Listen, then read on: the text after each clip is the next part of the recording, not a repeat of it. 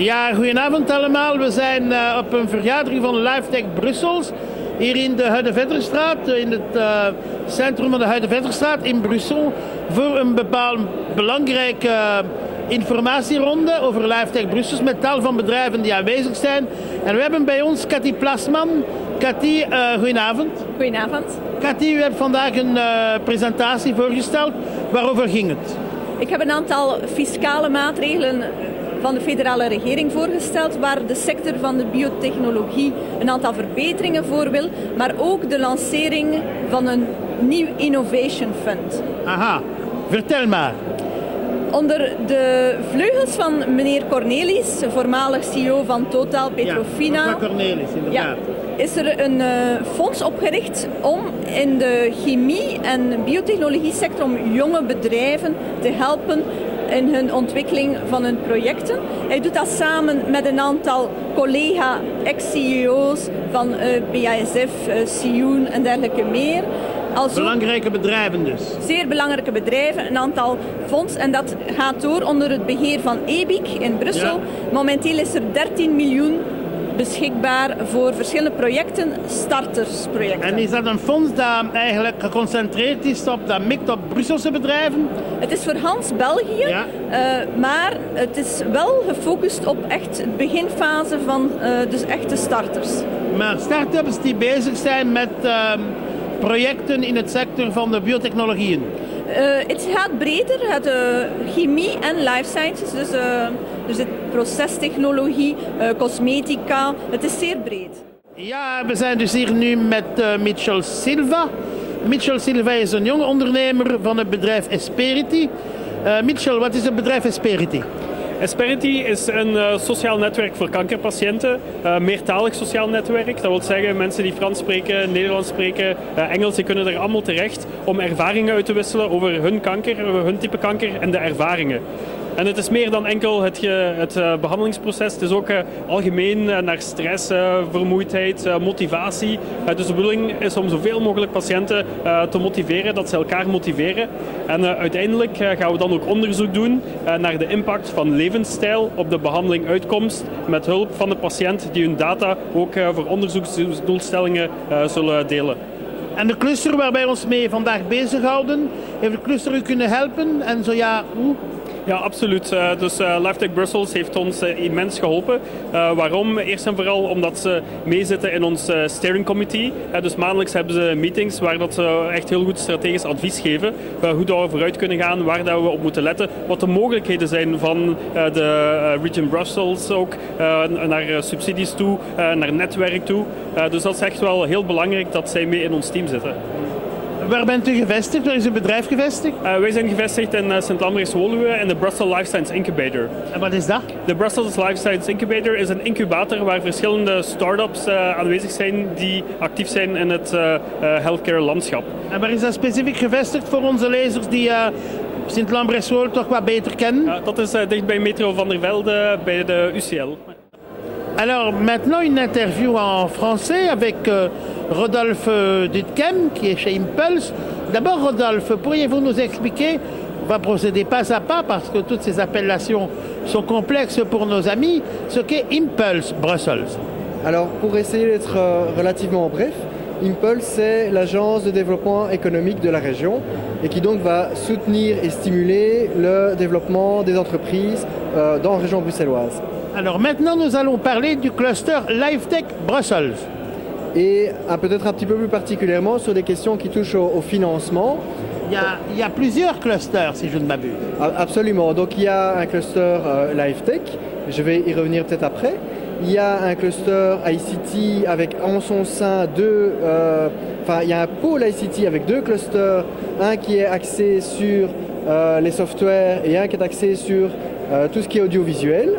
Et il y a un troisième pôle sectoriel qui est le pôle Green Technologies. Et à côté de ces trois pôles sectoriels, il y a tout un pôle projet européen. Alors maintenant, on parle du financement, c'est cela? Voilà, tout à fait. Avec la particularité, je dirais plus forte pour LifeTech, où ce sont les sociétés, c'est pas tellement les sociétés biotechnologiques, mais c'est plutôt les sociétés qui développent globalement des solutions médicales, medical device, ou en e-santé, où il y a en général une phase de développement qui est quand même plus longue, même si ce ne sont pas des biotechnologies.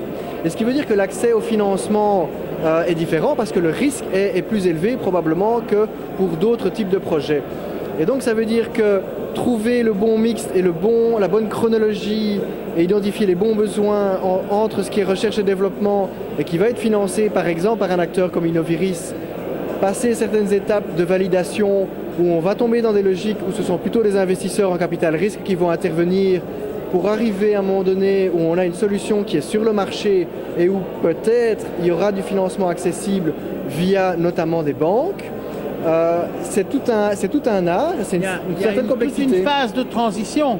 Oui, et éventuellement, notamment si le projet est plus complexe à développer, s'il prend un peu de retard, si les fonds, les évaluations de ce qui était nécessaire n'a pas été bien évalué, où il pourrait avoir des phases où il y a en fait un manque de financement inutile de dire que les phases préalables qui sont les phases plus à risque, c'est là où en général il y a moins de financement qui est disponible. Voilà. Et là vous intervenez. Et on intervient pour essayer de conseiller au mieux l'entrepreneur, donc à la fois évidemment sur l'aspect financement, qu'est-ce qui est disponible, établir le lien, essayer de faciliter la mise en contact des entrepreneurs avec ces différents acteurs, mais aussi sur le fond du projet, et notamment évidemment via le cluster LifeTech, pour essayer justement que le projet se développe au mieux et la phase pré-commerciale qui peut être, comme je le disais, assez longue, est une phase cruciale parce que c'est là où il y a toujours un risque que ça brûle beaucoup de cash et sans être certain qu'on arrive à la fin du cash avec quelque chose qui soit suffisamment prêt, suffisamment abouti pour passer à la phase suivante. Et là, de quelle manière est-ce que vous aidez les entrepreneurs? Alors, on va essayer de les accompagner de manière assez proche pour avoir, une roadmap sur une échelle de temps pour essayer qu'ils arrivent à développer et à atteindre les milestones que l'on a identifiés avec l'entrepreneur et de bien phaser les différentes phases en termes de développement du concept et de produit et que ce soit matché avec des phases d'accès à des sources de financement de différentes natures, mais ça reste parfois très compliqué. Quelles peuvent être ces sources de financement? Quelques pistes? Alors, je l'ai mentionné déjà, c'est clair que dans les phases relativement initiales, il y a un acteur comme Innoviris, donc l'agence qui soutient la recherche et le développement à Bruxelles, est un acteur clé. Les différents acteurs qui présentaient ce soir leurs projets l'ont quasiment a priori tous cité. Et déjà dans ces phases-là ou dans les phases ultérieures, des acteurs de capital risque comme des business angels ou des fonds d'investissement sont les acteurs clés, en sachant qu'avant une phase de commercialisation parfois même avancée, des acteurs de financement classiques comme des banques sont en général, pour la partie financement, absolument inaccessibles. Merci Rodolphe de nous avoir vraiment bien explicité ce système de financement pour le secteur des biotechnologies, qui est un système bien particulier ici à Bruxelles. Alors oui, je vais juste reprendre Miguel, c'est pas tellement biotechnologie, on a moins de biotechnologie, mais plus de sociétés qui sont dans le medical device ou dans d'autres projets qui touchent à la santé, notamment à l'e-santé, mais peu finalement de sociétés de biotechnologie qui, elles, tout ce que j'ai expliqué est encore plus fort et où parfois les phases de développement sont de 5 ou 10 ans avant d'arriver à un produit et où là c'est encore plus complexe. Bien, toujours pour la soirée du cluster LifeTech Brussels avec Nicolas Vertommen de Watt. C'est ça. Et c'est quoi Watt? Alors Watt, c'est une agence marketing spécialisée dans les sciences de la vie. Notre particularité, c'est qu'elle est née de la rencontre entre un bio-ingénieur et un marketeur.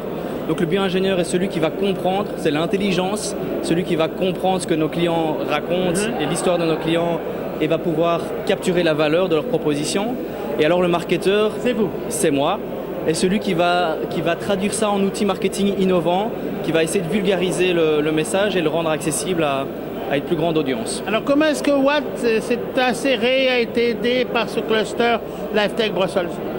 Alors Watt a énormément été aidé, d'une part parce qu'en fait il n'y a pas de manuel véritablement de l'entrepreneur, il faut essayer de comprendre quelle est la route à suivre et le cluster nous a aidé, nous a tracé cette route par son réseau, ça c'est d'une part, et alors la deuxième part c'est c'est l'ensemble des actions concrètes sur le terrain. Donc on a pu participer à des événements internationaux, on est allé salons. à Bio, voilà, on est allé à Bio, on est allé Avec des financements de la région bruxelloise ou des aides pour y participer? Exactement, via subsides. Donc on a lancé notre site internet aussi, grâce aux subsides de la région bruxelloise. Donc il y a des actions concrètes, coordonnées et combinées à un réseau d'experts auquel on peut faire appel pour...